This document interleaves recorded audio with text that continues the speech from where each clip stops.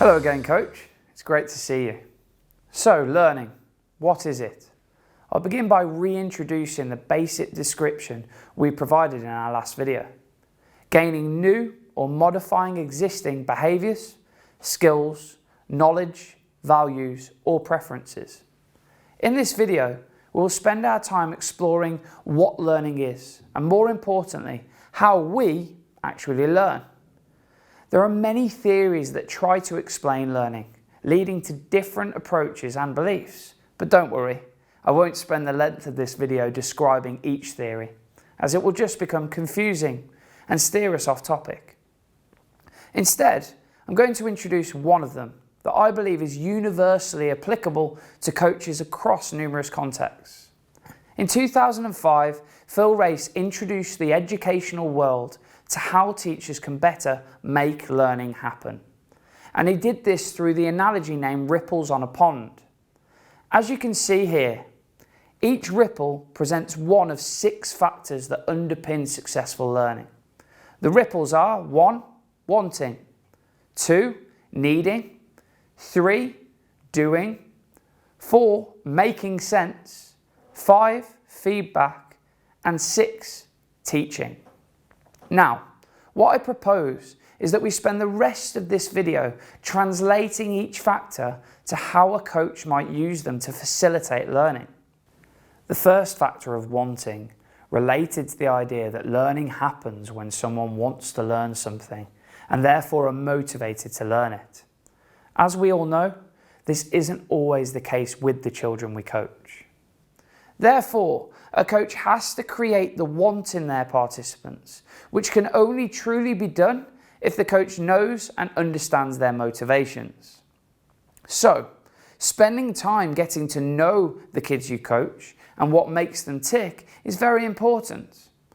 Similar to wanting, needing suggests that learning is promoted when the participants are aware of their need for a new piece of knowledge or skill in order to succeed. So, in other words, if you want to get here, you need to have this. It's perhaps simpler than a coach creating a want, but the coach also must create a need and ensure a player can see it and feel it. The third factor, doing, is where the coach becomes truly active. It suggests that in order to learn successfully, the participants must be actively doing, but doing in line with what they are required to develop. For example, if a tennis coach wants their players to learn how to effectively return a serve with their backhand, they should create a practice activity that allows for frequent attempts to return a serve with their backhand.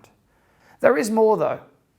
The ripples on a pond theory suggests that the tennis players would then need to make sense of this information. That's the 4th step of sense making. The coach then should facilitate an environment where the players can understand when they would use the backhand shot when returning a serve, but also why this is the best shot selection. In addition, the 5th element contributing to learning is feedback. The coach, participants or peers can aid the sense-making process by giving feedback on the performance. And the coach can better facilitate this by encouraging participants to give themselves and others feedback.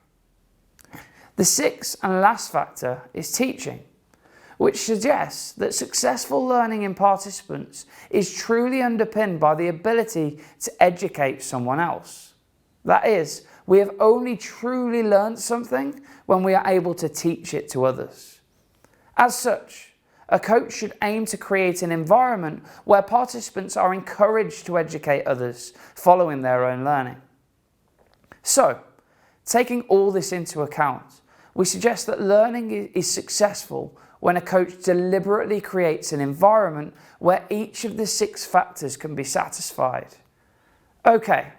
I know I've spoken about these factors in a particular order, 1 to 6. But as we've discussed, learning is messy and most certainly does not happen in a logical order, nor does it all happen within one training session. The analogy of ripples on a pond implies that ripples ebb and flow forwards and backwards which is a fair reflection of how learning works.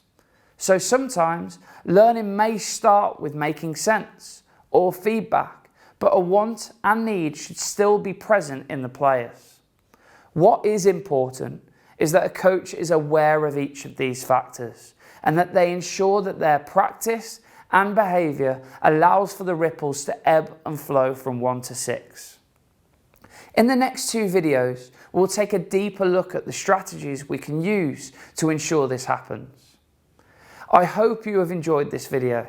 Thank you for watching, and please keep watching. See you soon.